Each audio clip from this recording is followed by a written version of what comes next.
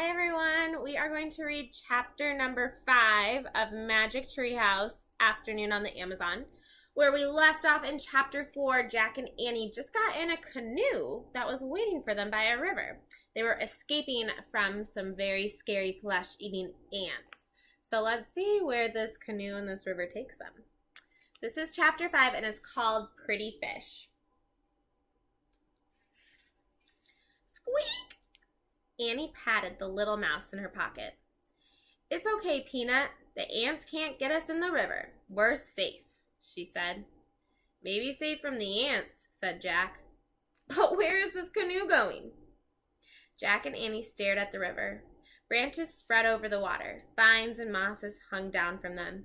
"We'd better look this up," said Jack. He pulled the rainforest book out of his backpack and flipped through it. Soon he found a picture of a river.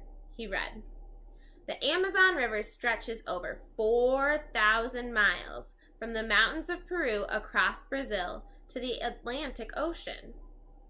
The river basin contains over half of the rainforest in the world." Jack looked at Annie. "We're on the Amazon River?" he said. "That's more than 4,000 miles long." "Wow," whispered Annie. She looked at the river. She trailed her hand through the water. "I have to make some notes," Jack said. He pulled his notebook out of his pack and he wrote, "The Amazon rainforest is..." So we can see he started to write. Something stopped him.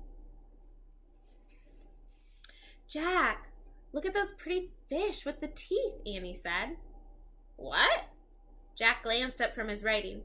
Annie was pointing at some blue fish swimming near the boat. The fish had red bellies and razor-sharp teeth. "Watch it!" cried Jack. "Those aren't pretty fish. They're piranhas. They'll eat anything, even people." "Yikes!" whispered Annie. "We'd better get back to shore," said Jack, putting the book in his backpack. "How?" said Annie. "We can't go in the water now, and we don't have any paddles." Jack tried to stay calm. "We need a plan," he said. Jack stared at the river. The canoe would soon float under some vines. "I'll grab a vine," said Jack, "and pull us to shore." "Good idea," said Annie. As they glided under the branches, Jack stood up. The canoe rocked, and he nearly fell out. "Balance the canoe," said Jack. Annie leaned to one side. Jack reached. Ugh, he missed. The canoe floated under more branches. Jack reached for another thick vine. He grabbed it. It was cold and scaly, and it wiggled and jerked. Uh-oh, I'm looking at this picture, and I'm thinking, I don't know if Jack grabbed a vine. Do you see what Jack grabbed? It's a snake!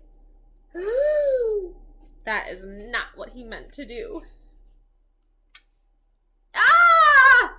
Jack screamed and fell back into the canoe. The vine was alive.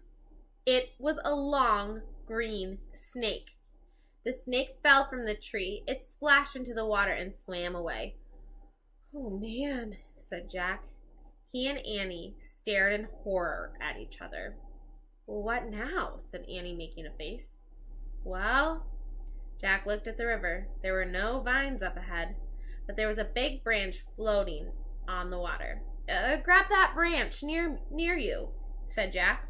"Maybe we can use it for a paddle." The canoe floated closer to the branch. Annie reached for it, but suddenly the branch rose to the air. It was a crocodile. "Ah, help!" screamed Annie, and she fell back into the canoe. The crocodile opened and closed its huge, long jaws.